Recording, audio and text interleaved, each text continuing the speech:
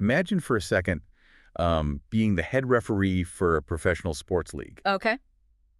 You're the person in charge of, hiring, firing, and evaluating all the officials on the field. Right. Big job. But, at the exact same time, you are personally suing that very same league's front office for millions of dollars in this highly publicized courtroom battle. Wow. Okay. That's a mess. Right. You have to wonder, how long could you realistically maintain that kind of structural conflict before the fans, the players, and the owners start questioning the integrity of, every single call made on the field? You'd be inviting an administrative nightmare, honestly, Yeah. because the immediate question wouldn't even be about your qualifications Right. or your knowledge of the rule book. It would be entirely about how on earth you manage that firewall between your private financial interests and your public objective duties. And that murky, really complicated intersection of private interests and public duty is exactly the landscape we are trekking into today. For sure. So welcome to this deep dive. Today, our mission is to unpack a fiery, incredibly pointed editorial published by the New York Post on July 29th, 2026. It's quite the piece. It really is. The target of this editorial is Ali Najmi. So he's the chairman of New York City Mayor Zohran Mamdani's Advisory Committee on the Judiciary. And this piece, it pulls absolutely no punches regarding the mayor's inner circle. None whatsoever. But before we get into the mechanics of this, I need to flag something really crucial for you, the listener. Right. The update. Exactly. This is a special updated deep dive. We are replacing our previous analysis of this editorial because on July 30, the New York Post issued a highly significant editor's note. Yeah, and it's a big one. It's massive. They updated a huge legal distinction regarding a law firm associated with Najmi. We're going to dissect exactly what changed in their text and, why that procedural difference matters so much for how we consume political news. Absolutely. And we also need to, set a baseline about our role here today. Yes, very important. Because the source material we're looking at, it contains heavily politically charged opinions, some intense structural critiques, and, frankly, some very serious allegations from the Post against City Hall. Right. And to be clear, we are not taking sides. No. We are not endorsing the viewpoints of the New York Post, nor are we acting as a defense team for Mayor Mamdani's administration. Exactly. Our only goal is to impartially convey and analyze the ideas, the logical architecture of these arguments, and those very specific corrections contained within the original text. Okay, let's unpack this. Let's do it. So we have to start with the baseline of what Najmi is actually doing, because the core of the New York Post's argument is this massive contradiction between his private legal actions and his public service. Right, the dual roles. Right. In January of 2026, Mayor Mamdani appointed Najmi as the chairman of the Mayor's Advisory Committee on the Judiciary. Yes. For those who, don't spend their days tracking municipal bureaucracy, what is the actual mechanical power of that role? Well, it is arguably one of the most consequential, quiet roles in city government. Quiet how? Because this committee is the body that vets, evaluates, and ultimately recommends who gets to sit on the bench in New York City's criminal and family courts. Oh, wow. Yeah, as well as interim appointments to the civil court. So the chairman leads the body that really shapes the jurisprudence of the entire city. That's huge. It is. We're talking about the people making sweeping legal decisions that affect the daily lives, the liberty, and the property of New Yorkers. It's a position requiring immense civic trust. Okay. But simultaneously, he maintains a very active private legal practice. He does. He handles criminal defense, civil rights, and election law. Hmm. And right now, as he sits as the chief judge picker, basically he is actively suing the city. Yeah. He's representing the Mahajan family in what is just an undeniably tragic case. Their 18-year-old son, Ramach Mahajan, died in a fatal fall from a runaway Central Park horse carriage. It's awful. Truly awful. Yeah. And Najmi is leading the litigation against the city on their behalf. So I have to ask, is the editorial arguing that citizens like the Mahajan family shouldn't sue the city? Or just that the specific person picking the city's judges shouldn't be the one leading the lawsuit? If we connect this to the bigger picture, the Post is very careful to clarify it's entirely the latter. Okay. The editorial is not disputing the Mahajan family's fundamental right to legal representation, not at all, nor their right to seek redress in the courts after a profound tragedy like that. Right. The American legal system guarantees that, right? Exactly. What they're attacking is the structural viability of who is providing that representation, given his specific municipal day job. Because the optics of that overlap are just incredibly messy. I mean, you are extracting damages from the city on Monday and staffing its courts on Tuesday. Yeah, I'd take it a step further than just optics, honestly. Yeah, the editorial asserts it as a disqualifying entanglement because the mechanism of a lawsuit requires you to be entirely adversarial to the municipal government. We're fighting them. Right, you are fighting city lawyers tooth and nail attempting to prove the city's negligence. So the Post is arguing that you cannot serve two masters when one is the municipal government that appointed you and the other is a private plaintiff trying to extract financial damages from that very same government. It's a blatant conflict. Right, like how do you sit in a committee room and objectively select the judges who might preside over cases with identical fact patterns to the one you are currently litigating? Right. Right. And that actually brings us to a fascinating media literacy moment. And really, it's the beating heart of this updated deep dive. Yes, the correction. We need to move from Najmi's direct practice to his professional affiliations, specifically focusing on the update that prompted this re-recording. So Najmi is listed as being of counsel with a firm called Liakis Law. Now, in the original July 29 editorial, the text explicitly stated that Liakis Law was, and I'm quoting here, under federal investigation for allegedly operating as a fraudulent enterprise. Which is an incredibly heavy radioactive claim to print about any legal entity. It's huge. But then comes the July 30 correction. The updated text clarifies that Liakis Law is actually facing a lawsuit in federal court alleging it operates as a fraudulent enterprise. That's a massive shift. It is. The alleged scheme they're being accused of involves exploiting immigrants and vulnerable populations through, sham lawsuits and padded medical bills. Right. So what does this all mean for you, the listener, in terms of navigating political journalism? Because I really have to push back on how these phrases just get tossed around in the rapid-fire news cycle. For sure, they get blurred all the time. Yeah, political hit pieces love to weaponize the phrase in federal court because to a layperson, it sounds identical to a federal investigation. But mechanically, the burden of proof isn't even in the same universe, is it? Not even close. The procedural reality is completely different, and this raises an important question about how we consume legal framing. Okay, unpack that for us. Well, this is a monumental distinction, which is exactly why the New York Post editorial board had to issue the formal correction.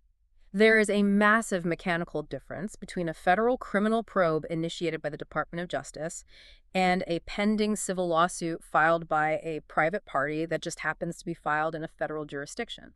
Let's break down the mechanics of that. I mean, when a reader sees federal investigation, they are picturing the FBI. Exactly. They're picturing wiretaps, subpoenas, the full weight and investigative rigor of the United States government coming down after, establishing probable cause. That's the prevailing narrative, yes. A federal investigation implies that the government itself has looked at preliminary evidence, found potential criminal activity, and deployed its vast resources to investigate.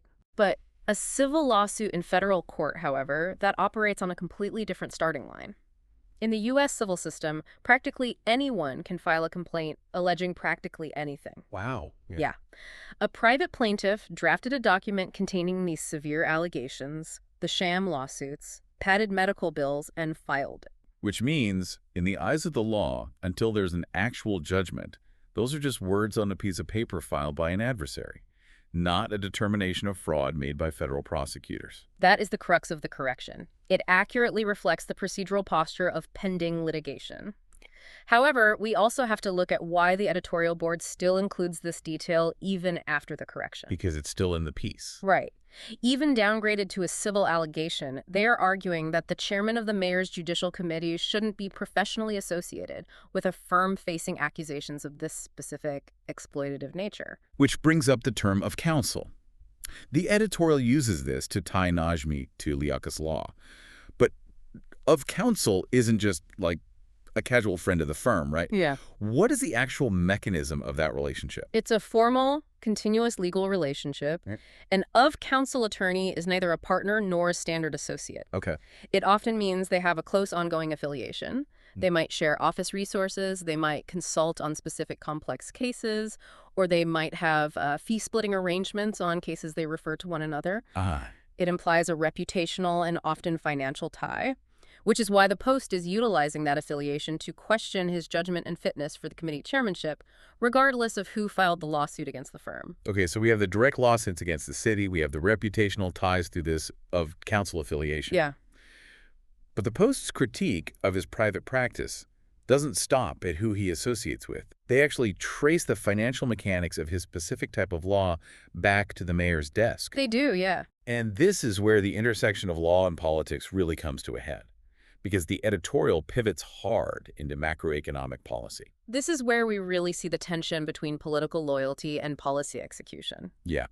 The editorial labels Najmi an ambulance chaser. And to be clear, that is their phrasing, not ours. Right. And they say he benefits from what are known in New York as scaffold law cases. Yes, scaffold law. So, the Post argues that these specific types of lawsuits drive construction insurance premiums astronomically high. And they claim this causes housing construction costs across the city to balloon by as much as 10%. Which is a huge number. It is. And here is why that matters. They argue this dynamic actively and directly undermines Mayor Mamdani's signature policy agenda of building affordable housing. What's fascinating here is how the editorial uses a very niche area of tort law to paint a broader picture of a transactional political relationship. It feels a bit like a mayor hiring a firefighter to be a top advisor, but that advisor also happens to own a private company that manufactures and sells flamethrowers. That's a vivid analogy. Well, think about it. You have Najmi, a top political advisor and a former campaign lawyer for the mayor, sitting in this position of immense power.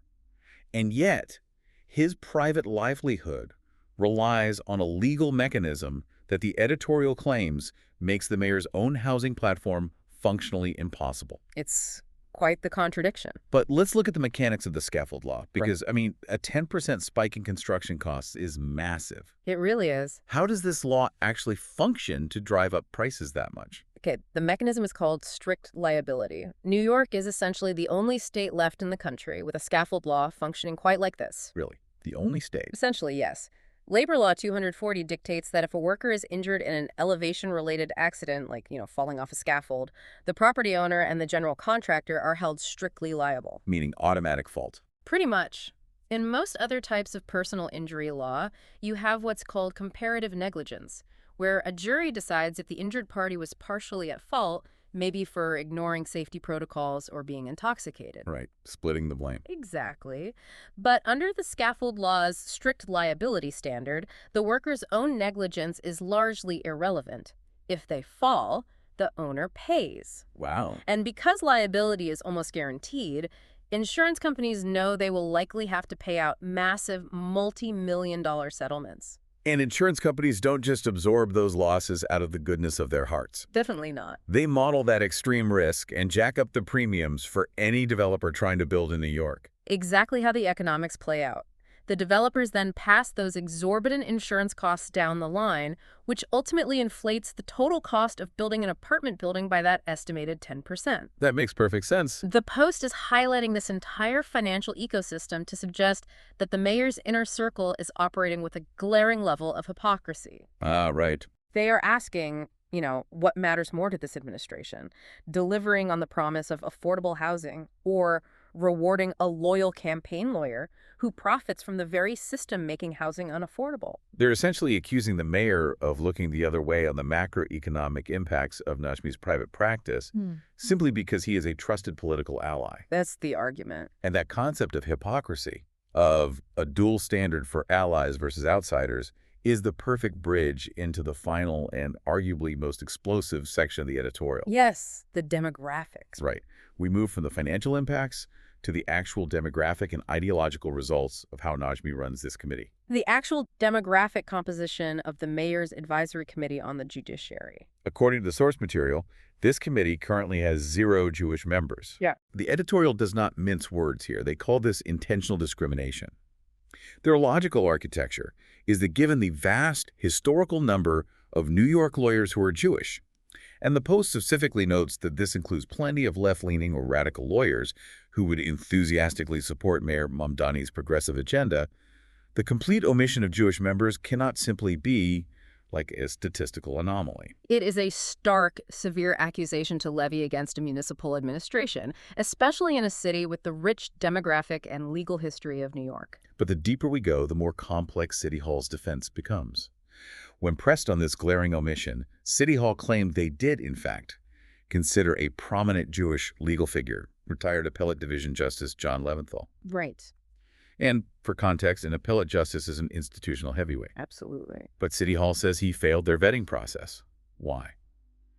Because years ago, he had served on the legal defense team for Ghislaine Maxwell. And this is where the editorial board finds what they consider to be the ultimate structural flaw, the fatal contradiction in the administration's logic. Here's where it gets really interesting, and I have to challenge this entire concept of ideological vetting based on a lawyer's past clients. Go for it.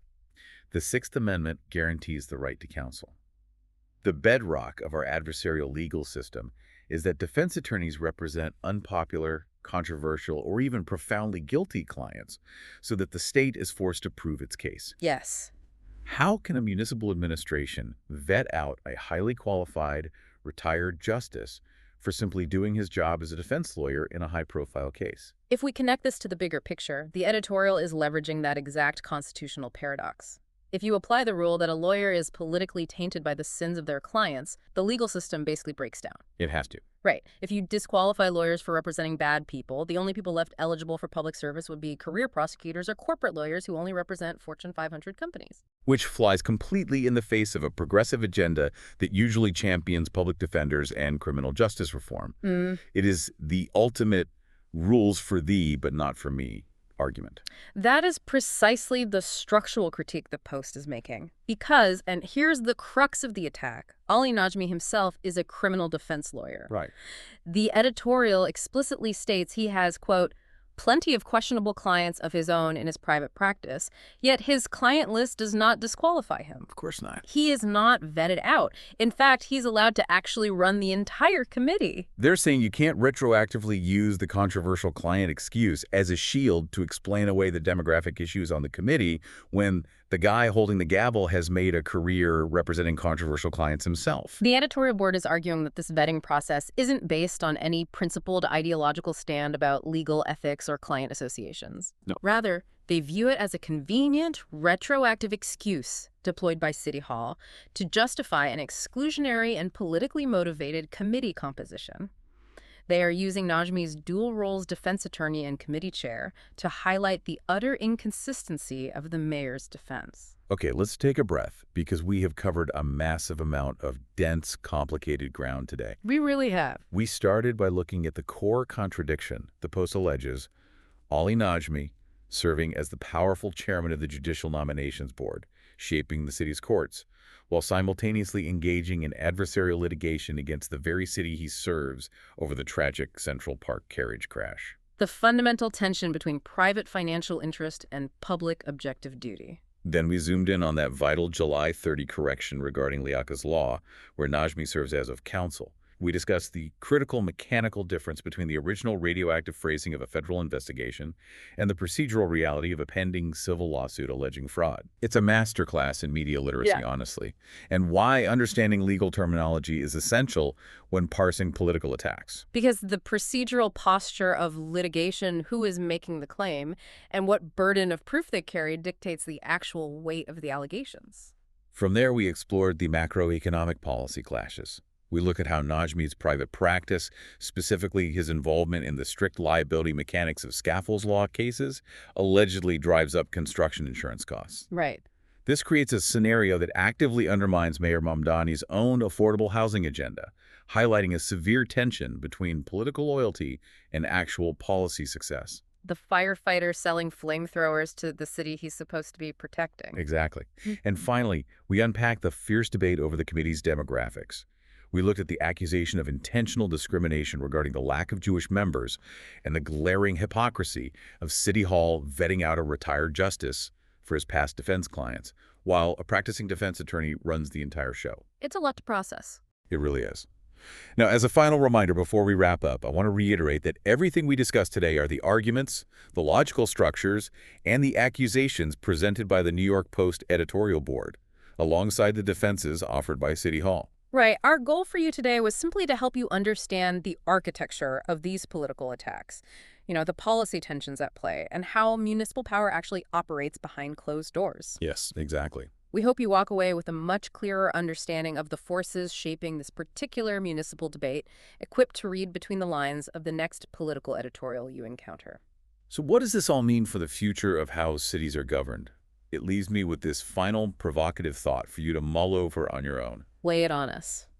If we demand that our civic advisors and committee chairs have absolutely zero private entanglements, no outside business interests, and no controversial past clients, do we inevitably end up being governed exclusively by insulated career bureaucrats who are completely disconnected from the gritty, messy, and necessary realities of the actual legal system? It's a fascinating paradox. You want pristine objectivity, but you also need practitioners who actually understand how the gears of the city turn.